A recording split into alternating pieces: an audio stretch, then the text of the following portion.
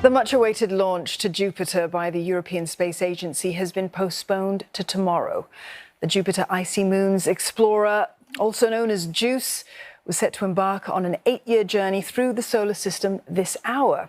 Officials are now hoping to launch that rocket tomorrow. The JUICE mission will make detailed observations of the solar system's largest planet, as well as 3 of its biggest moons. Now, the purpose of the mission is to find out if Jupiter's moons can host extraterrestrial life in their vast hidden oceans, in an attempt to answer the age-old question, are we alone in the universe? JUICE will be the first spacecraft to ever orbit a moon in the outer solar system, and it will be launched from the ESA's spaceport in Kourou, French Guiana, while the Mission Control Center, well, that is in Darmstadt, Germany, and it will manage the launch.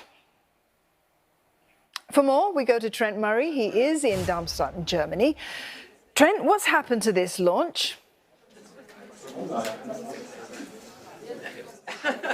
Well, Dawn, 10 years in the making and all been building up really to this moment around 15 minutes ago when that Ariane 5 rocket was due to launch off the launch pad, but right at the very last minute, the mission controller decided to abort the takeoff. Why? Well, because of a thunderstorm cell which was in the area, essentially bad weather. Now, the ESA is at pains to stress right now that there was no technical problem at all with the rocket, but out of an abundance of caution, they have decided to postpone the launch. It's worth noting that this really went down to such a fine detail in terms of the launch window. They had 1 second to launch the rocket, a 1 second margin for error in order for it to hit its correct trajectory. But they made the decision, as I say, not to go ahead with it. The plan now is to move ahead with a launch exactly 24 hours from now. They say that by doing that, they will be able to keep it on its trajectory. Worth noting, Dawn, this rocket was not going to make just a straight beeline for Jupiter. It was, in fact, going to have to do several orbits of the Earth as well as the Moon in order to try and use that gravitational power to slingshot it to Jupiter. That mission will just have to wait. As you say, it is going to take 8 years to reach its destination. I imagine 1 extra day probably won't hurt.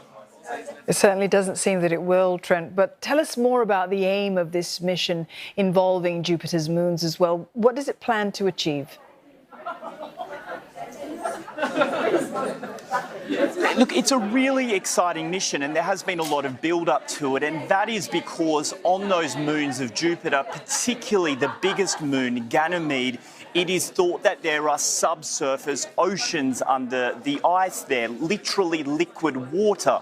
There is also a magnetic field around that moon, the only moon in our solar system to have one. And what scientists here tell me is that in many ways they are the building blocks of life. Now, of course, there is no guarantee that there is life there, but what they are saying is that the conditions make it possible that it is habitable. And so that is why this mission really has got a lot of backing, not just from the Europeans, but international partners as well, to go and examine that surface, to use radar and other very expensive and very sophisticated equipment to try and just get more information to answer that question, really, which humanity has long asked, which is there life out there other than on Earth?